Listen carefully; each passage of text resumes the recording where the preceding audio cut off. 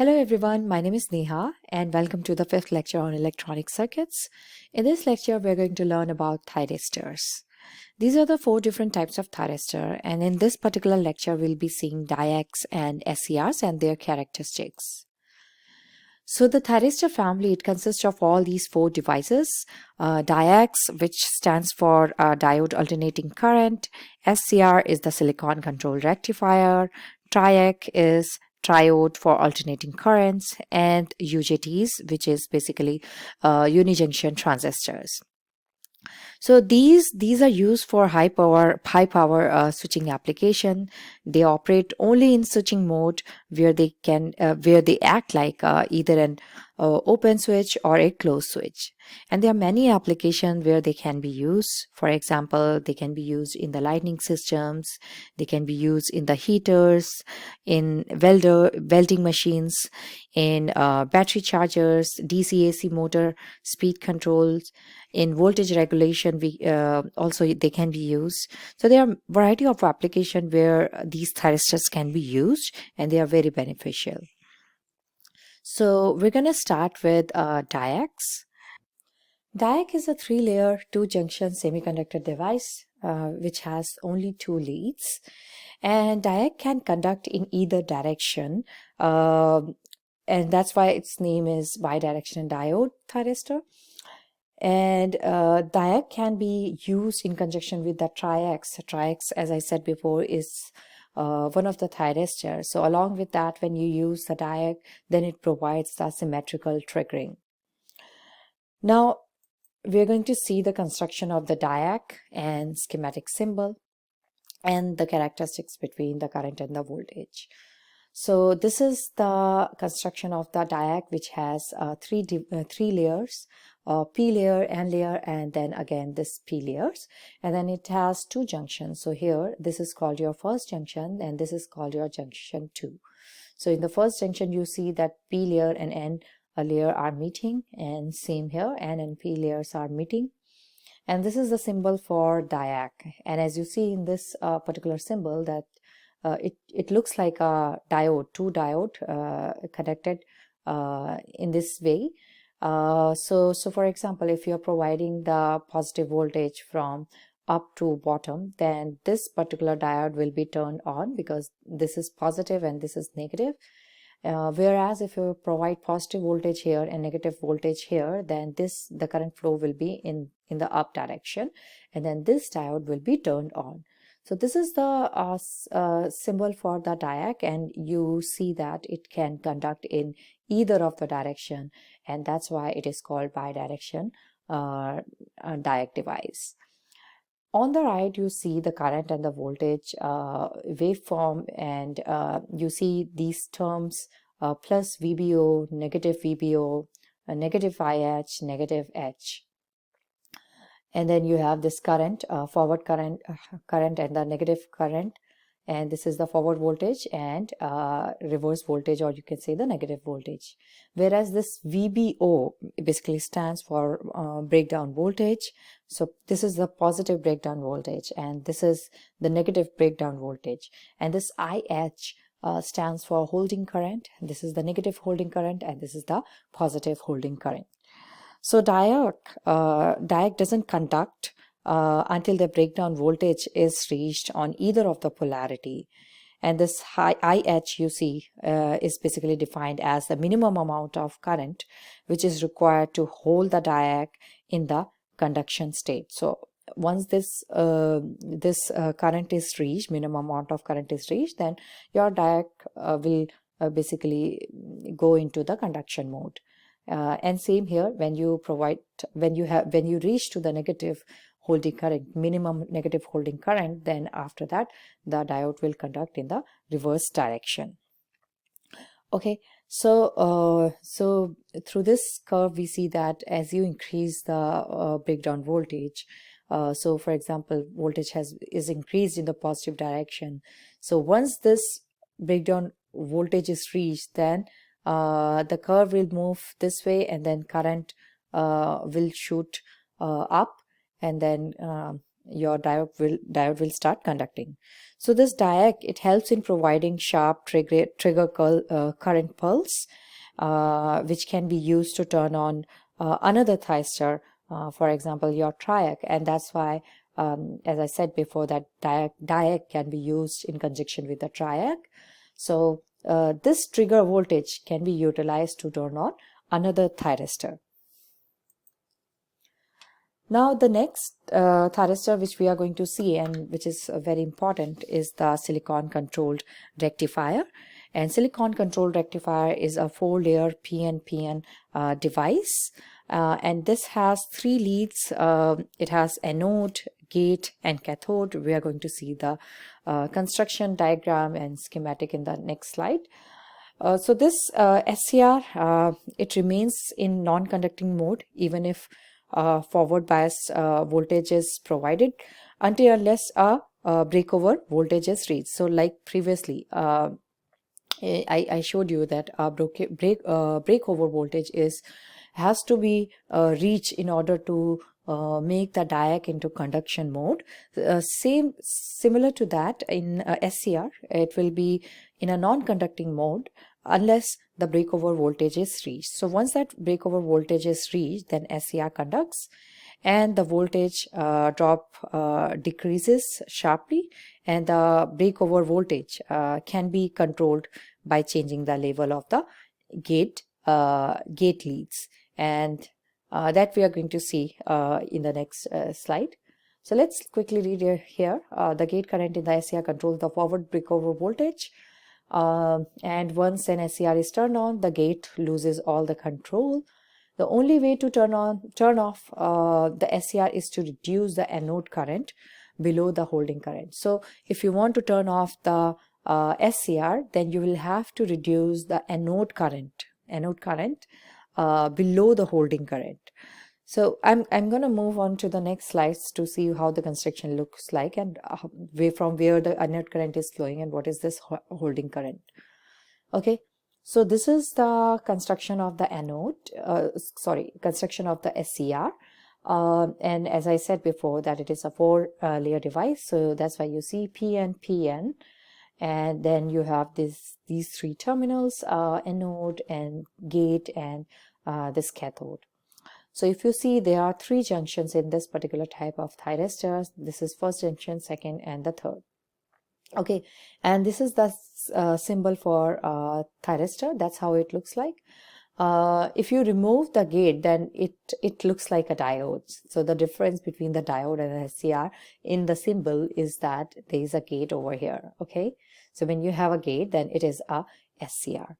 Okay, and now so the anode current basically flows here.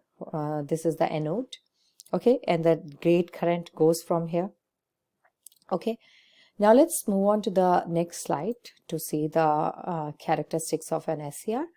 And this particular characteristic is made when the gate is open. Okay, so when your gate is open, and this second one is when you have forward breakover voltage, where it decreases as the gate current increases. So we're going to see this later on. First, let's focus on this particular characteristics, which is between the forward current and the forward voltage, and this one is in the reverse current and the reverse voltage. So let's see first this part. So when you increase the forward voltage, so as I said in the diagram, similar to that, so during this time when you reach to the breakover voltage, so during this time your SCR is non-conducting, and that's why it says forward blocking current. Okay, so in a non-conducting mode, so once this breakover voltage or forward breakdown voltage is reached, then after that your current will increase drastically, and then your SCR will start conducting. Okay, and once this breakover voltage is reached, then what other thing you see here is that the voltage drop, there is a voltage drop decreases sharply, and VBF, and then you can see that after this VBF can be controlled by changing the level of the gate current in this. Okay, so this current at this point, whatever you get here, this is called your holding current, similar to your diode characteristic. This is your holding current, and after that is your forward current, or you can say that which is your anode current. So as I said before, to turn off the thyristor, this particular SCR, when anode current is less than the holding current, then the SCR will be off. Or in another words, we can see that SCR remains on as long as the anode current is greater than the holding current. So this is your anode current. When this current is greater than the holding current, then your SCR will be turned off, and when the anode current is less than the holding current, then your SCR will be turned off. So in this type of SCR, there are lower on-state conduction losses and higher power handling capability can be seen, and it has faster switching speed and lower switching losses. And this extra terminal which you see here, which you see in the previous slide, let's go to this construction or this symbol. You see here this extra terminal gate. This is added and it is used to trigger the device into the conduction by application of providing the small voltage. Okay. This SCR can take around 25 amps and 600 volts. And in reverse bias, let's see here, in reverse bias, when anode cathode peak reverse, the voltage reaches to this VROM, which is the reverse breakover voltage. Okay, so this VRM, then when it reaches here, then the current increases, in this case sharply. And when anode cathode peak forward bias, you see here, then this VBRF is reached, whereas in this VROM is reached here when the SCR is in the negative mode, or it is in reverse mode. Okay, and then this is the current decrease in the negative direction sharply. Now let's see this particular curve, which is between forward current and the forward voltage, and it's the same thing which you have seen here, and it just they have shown here different breakover voltage, which means if you, so for example, if you provide different gate current, then your breakover voltage, forward breakover voltage is going to be different. So for example, if your IG is something here, then your breakover voltage is there, and if you increase the IG, the gate current, then the breakover voltage will be achieved early. And then same here. Now these SCR, they are frequently used to control the amount of power that is delivered to a load, and this picture shows that where you see this circuit. This is the input of voltage going into the circuit. This is the lamp, which is our load. This is the SCR, which is connected to the diode D1, where diode D1 is basically the protection diode, which prevents a negative voltage from reaching the gate of the SCR. So this is, you can say, this is the protective diode which we are using.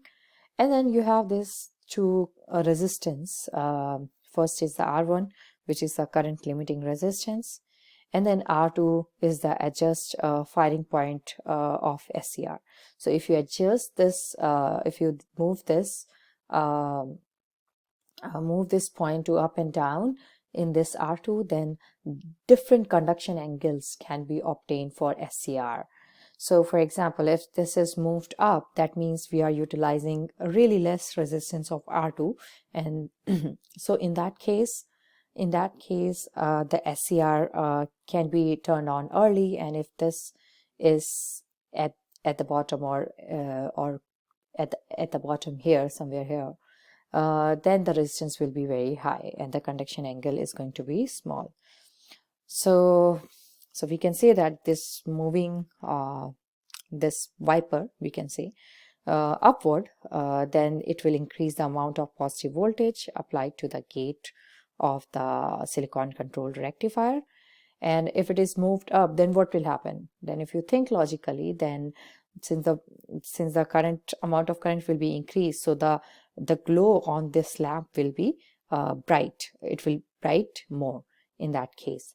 And when this wiper is moved downward, then it will reduce the voltage applied to the gate of the SCR, and in that case the bulb glows more dimly. Okay, so it will be less brighter.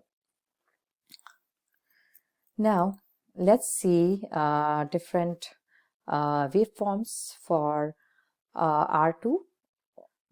So let's read it. Shows the load and the SCR voltage waveform for R2 and set so that SCR fires when the input signal is reach its peak value at 90 degree. So this is your load voltage, okay, and this is your SCR voltage. So if you notice here, the SCR has been triggered at 90 degree conduction angle. So when it is triggered at 90 degree, then after that the load will get the power and it will start conducting. And again it is not conducting, and then at 90 degree it is triggered. So during this time your load will get the basically power.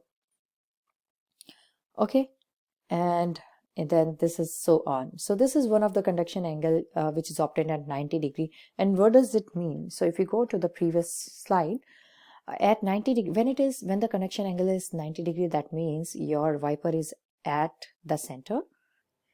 And as you move the wiper up and down, you can change the conduction angle.